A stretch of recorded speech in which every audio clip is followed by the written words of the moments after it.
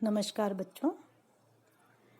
तृतीय वर्ष हिंदी साहित्य के द्वितीय पेपर के अंतर्गत हम कल पढ़ रहे थे प्रेमचंद का निबंध साहित्य का उद्देश्य प्रगतिशीलता।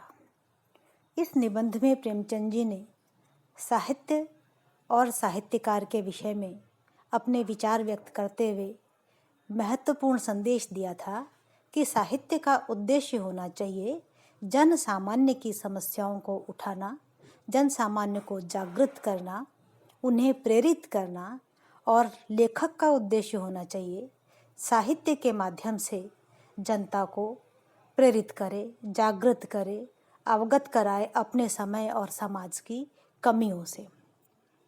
और ऐसा करते हुए उन्होंने बताया था कि साहित्यकार जो है वह स्वभावतः प्रगतिशील होता है, क्योंकि वह अपने समय से आगे जाना चाहता है। आगे जाने से उनका मतलब है कि समय के अंदर जो भी कमजोरियां हैं उन कमजोरियों को दूर करना चाहता है और समाज को ऊपर उठाना चाहता है।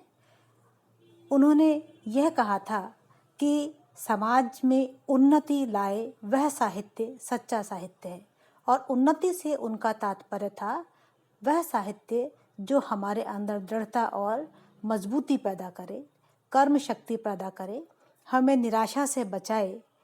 और फिर हम जिस बिंदु को पढ़ रहे थे उस बिंदु में प्रेमचंद जी ने कहा था कि साहित्य जो है उसमें सौंदर्य की कसौटी हमें बदलनी पड़ेगी। पहले हम सौंदर्य देखते थे भक्ति में, वैराग्य में, आध्यात्म में, रूप सौंदर्य में और शाही या अभिजात्य कुल में, लेकिन अब हमें सौंदर्य देखना पड़ेगा मेहनत कश वर्ग की मेहनत में, उसके त्याग में, उसकी कष्ट सहिष्णुता में हमें देखना पड़ेगा। इसके आगे के बिंदु देखिए बच्चों। यह बिंदु 8वां बिंदु मान के चलिए आप इसको। इसमें प्रेमचंद कहते हैं कि यदि साहित्य ने अमीरों के याचक बनने को जीवन का सहारा बना लिया हो और उन आंदोलनों, हलचलों और क्रांतियों से बेखबर हो जो समाज में हो रहे हैं, अपनी ही दुनिया बनाकर उसमें रोता और हंसता हो, तो इस दुनिया में उसके लिए जगह न होने में कोई अन्याय नहीं है। यहाँ वे बात कर रहे हैं साहित्यकार के बारे में, और वे ये कहना चाहते हैं कि साहित्यकार ऐसा होना चाहिए जिसके साहित्य में अपने समय के आंदोलन, अपने समय की हलचलें, अपने समय की क्रांतियाँ पूरी तरह से दिखाई पड़े, मुखरित हों, और उसमें उनकी उस समय का जो भी समाज है वह समाज उसमें प्रतिबिंबित होता हो। वे ये कहते हैं कि साहित्यकारों को अमीरों का मुख देखने की ज़रूरत नहीं है। यदि वे अमीरों का मुख देखते हैं या उनसे संबंधित विलासिता के जीवन का ही चित्रण करते हैं, तो ऐसे साहित्यकार के लिए अब समाज में कोई जगह नहीं है। जब साहित्यकार बनने के लिए अनुकूल रुचि के सिवा और कोई कैद नहीं रही, जैसे महात्मा बनने के लिए शिक्षा की आवश्यकता नहीं, आध्यात्मिक उच्चता ही काफ़ी है, तो महात्मा लोग दर दर फिरने लगे, उसी तरह लाखों साहित्यकार भी निकल आएंगे।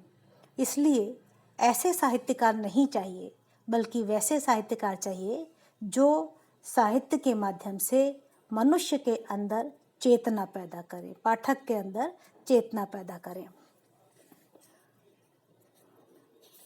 और प्रेमचंद जो हैं वे यह भी कहना चाहते हैं कि साहित्यकार का सामान्य ज्ञान औरों से ज़्यादा होना चाहिए, अर्थात वह केवल साहित्य के अध्ययन तक सीमित न रहे, बल्कि अपने समय की सारे विषयों का उसको ज्ञान होना चाहिए। विषयों से तात्पर्य है जो कुछ भी उसके समय में अर्थव्यवस्था में, समाज व्यवस्था में, राजनीति व्यवस्था में, संस्कृति में जो भी परिवर्तन हो रहे हैं, जो परिवर्तनों की मांग उठ रही है या जिन परिवर्तनों की ज़रूरत है, वे सारे के सारे परिवर्तन उसके साहित्य में आने चाहिए। तो 9वें बिंदु के रूप में आप ये बिंदु लिखिए कि साहित्यकार जो है उसका साहित्येतर ज्ञान भी अच्छा होना चाहिए, उसके अन्य ज्ञान में भी वृद्धि होनी चाहिए। लेखक कहते हैं अगर हम अंतर्राष्ट्रीय साहित्यकार सम्मेलनों की रिपोर्ट पढ़ें तो हम देखेंगे कि ऐसा कोई शास्त्रीय, सामाजिक, ऐतिहासिक और मनोवैज्ञानिक प्रश्न नहीं है जिस पर उनमें विचार विनिमय न होता हो। इसके विरुद्ध हम अपनी ज्ञान सीमा को देखते हैं तो हमें अपने अज्ञान पर लज्जा आती है। हमने समझ रखा है कि साहित्य रचना के लिए आशु बुद्धि और तेज कलम काफ़ी है, पर यही विचार हमारी साहित्यिक अवनति का कारण है। हमें अपने साहित्य का मानदंड ऊंचा करना होगा, जिसमें वह समाज की अधिक मूल्यवान सेवा कर सके, जिसमें समाज में उसे वह पद मिल सके जिसका वह अधिकारी है, जिसमें वह जीवन के प्रत्येक विभाग की आलोचना विवेचना कर सके। और हम दूसरी भाषाओं तथा साहित्यों का जूठा खाकर ही संतोष न करें, किंतु खुद भी उस पूंजी को बढ़ाएं। इस पैराग्राफ को इस तरीके से समझिए बच्चों। इन्होंने अंतर्राष्ट्रीय साहित्यों के उदाहरण से ये कहा है कि अंतर्राष्ट्रीय जो साहित्य है उसमें शास्त्रीय, सामाजिक, ऐतिहासिक, मनोवैज्ञानिक सभी प्रश्न देखने को मिल जाते हैं, जबकि हमारा जो साहित्य है उसमें हम कुछ ही विषयों पर कलम चलाना काफ़ी समझते हैं। किसी समय में आशु बुद्धि वाले व्यक्ति को अच्छा कवि कहा जाता था। आशु बुद्धि से आशय है कि यदि किसी व्यक्ति को उसी समय कोई विषय दिया गया और उसने उस पर काव्य लिख दिया तो वह अच्छा कवि माना जाता था, लेकिन प्रेमचंद के अनुसार यह काफ़ी नहीं है। अब इस समय समाज की अधिक मूल्यवान सेवा करने के लिए ज़रूरी है कि साहित्यकार को जीवन के प्रत्येक विभाग की समझ हो, तभी वह एक अच्छा साहित्य लिख पाएगा। अगला बिंदु देखिए बच्चों, 10वां बिंदु है ये। इसमें प्रेमचंद कहना चाहते हैं कि लेखक को अपने विषय पर पूर्ण अधिकार होना चाहिए, अर्थात वह जिस भी विषय पर साहित्य रचना करना चाहता है उस विषय का उसे पूरा पूरा ज्ञान होना चाहिए। लेखक कहते हैं हमें अपनी रुचि और प्रवृत्ति के अनुकूल विषय चुन लेना चाहिए और विषय पर पूर्ण अधिकार प्राप्त करना चाहिए। हम जिस आर्थिक अवस्था में जिंदगी बिता रहे हैं उसमें यह काम कठिन अवश्य है, पर हमारा आदर्श ऊंचा होना चाहिए। हम पहाड़ की चोटी तक न पहुंच सकेंगे तो कमर तक तो पहुंच ही जाएंगे, जो जमीन पर पड़े रहने से कहीं अच्छा है। बहुत अच्छी बात कही है प्रेमचंद जी ने। वे कहते हैं कि जमीन पर पड़े रहने से ज़्यादा अच्छा है कि हम जिस विषय को असंभाव्य समझ रहे हैं, अर्थात जिसके विषय में हम सोचते हैं कि यह हम नहीं कर पाएंगे, उसको करने की दिशा में आगे बढ़ेंगे तो पूरी चोटी तक ना पहुंच पाएंगे तो भी कुछ ऊंचाई तक तो अवश्य पहुंच पाएंगे। इसीलिए हमारा अंतर प्रेम की ज्योति से प्रकाशित हो और सेवा का आदर्श हमारे सामने हो तो ऐसी कोई कठिनाई नहीं आएगी जिस पर हम विजय प्राप्त न कर सकें।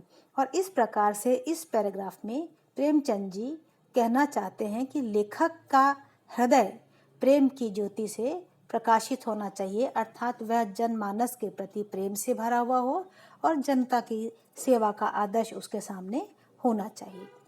अगला बिंदु है बच्चों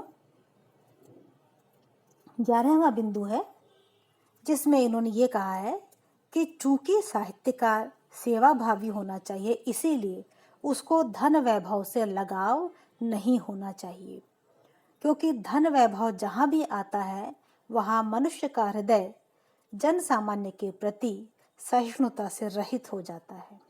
इसीलिए वे कहते हैं कि हम लेखकों को धन और वैभव से मोहब्बत नहीं होनी चाहिए। वे कहते हैं हम तो समाज के झंडा लेकर चलने वाले सिपाही हैं और सादी जिंदगी के साथ ऊंची निगाह हमारे जीवन का लक्ष्य है। यानी हमारी ज़िंदगी कैसी होनी चाहिए? सादी होनी चाहिए, दिखावे से रहित होनी चाहिए और जिसमें आवश्यकताओं का ही महत्व हो, दिखावे का महत्व नहीं हो। इतना ही नहीं, वे साहित्यकार को एक बड़ी जिम्मेदारी देते हैं और वे कहते हैं कि साहित्यकार समाज का झंडा लेकर चलने वाला सिपाही है, अर्थात जैसा साहित्य वो रखेगा, लिखेगा, वैसा ही आदर्श जनता के सामने आएगा और उसी आदर्श को जनता उसका अनुपालन करती है, उसका अनुगमन करती है। इसीलिए जो आदमी सच्चा कलाकार है वह स्वार्थमय